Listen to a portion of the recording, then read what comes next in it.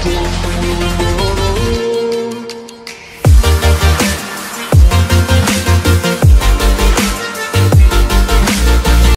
Tuhan, kita jumpa lagi dalam PHP Pemberi Harapan Pasti bersama saya Pastor Jumadi Situmea. Bapak Ibu yang dikasihi oleh Tuhan, kita tahu ada sesuatu pepatah berkata bahwa waktu itu tidak bisa lagi terulang atau waktu tidak bisa lagi kembali. Nah, selagi kita memiliki waktu yang sama 1 kali 24 jam, mari sama-sama kita pergunakan waktu yang ada. Di dalam Efesus 5 ayat ke-15 sampai 17 Alkitab berkata, "Karena itu perhatikanlah dengan saksama bagaimana kamu hidup. Janganlah seperti orang bebal, tetapi seperti orang arif. Dan pergunakanlah waktu yang ada, karena hari-hari ini adalah jahat. Sebab itu janganlah kamu bodoh, tetapi usahakanlah supaya kamu mengerti kehendak Tuhan." Nah, Bapak Ibu yang dikasihi oleh Tuhan, di dalam Efesus ini Alkitab berkata, perhatikanlah dengan seksama bagaimana kamu hidup.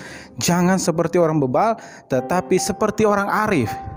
Alkitab menyuruh kita untuk memperhatikan kehidupan kita. Kita menggunakan kehidupan kita dengan baik, jangan seperti orang bebal, tapi seperti orang arif. Kenapa Tuhan memberikan satu peringatan kepada kita supaya kita memperhatikan hidup kita? Karena ayat 16 kata begini, karena waktu yang ada kita harus pergunakan dengan baik, karena hari-hari ini adalah hari-hari yang jahat. Nah, kita tahu bahwa hari-hari ini adalah hari-hari yang sangat jahat. Kita melihat banyak case, banyak sesuatu hal yang membuat hati kita sedih, bahkan membuat kita takut.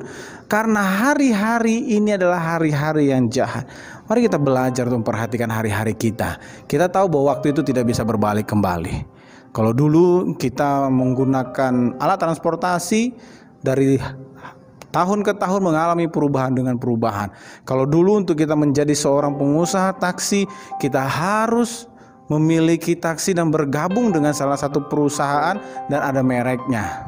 Kalau dulu kita mau menjadi pengusaha taksi, kita harus memiliki banyak mobilnya terlebih dahulu supaya orang bisa jadi supir taksinya. Tapi kalau sekarang nggak perlu. Kita punya mobil sendiri, kita bergabung dengan aplikasi yang ada, dan kita sudah menjadi supir taksi sendiri dengan mobil kita sendiri. Perubahan yang luar biasa. Kalau dulu orang berpikir bahwa kalau mau pergi membeli barang-barang harus jauh-jauh ke tempatnya, atau mungkin jauh dari tempat kita. Gak mungkin ada orang yang mau mengantar. Sekarang Bapak Ibu hanya tinggal duduk di rumah, pegang aplikasi di handphone, dan saudara bisa pesan dan tunggu waktu dalam setengah jam atau dalam 40 menit pesanan Anda sudah sampai. Nah, ini yang dinamakan perubahan demi perubahan itu sangat terjadi. Jadi kalau kita tidak bisa memperhatikan kehidupan kita, kita nggak bisa memperhatikan apa yang kita lakukan hari-hari ini, kita tidak bisa melihat waktu yang ada ini untuk kita menggunakan dengan arif, dengan bijaksana, saya khawatir kita nggak bisa mengikuti kehidupan yang lebih baik lagi. Mari kita belajar. Alkitab sudah dengan jelas berkata, pergunakanlah waktu yang ada. Pergunakanlah waktu yang ada. Hidup kita harus penuh dengan hikmat. Hidup kita harus penuh dengan kearifan.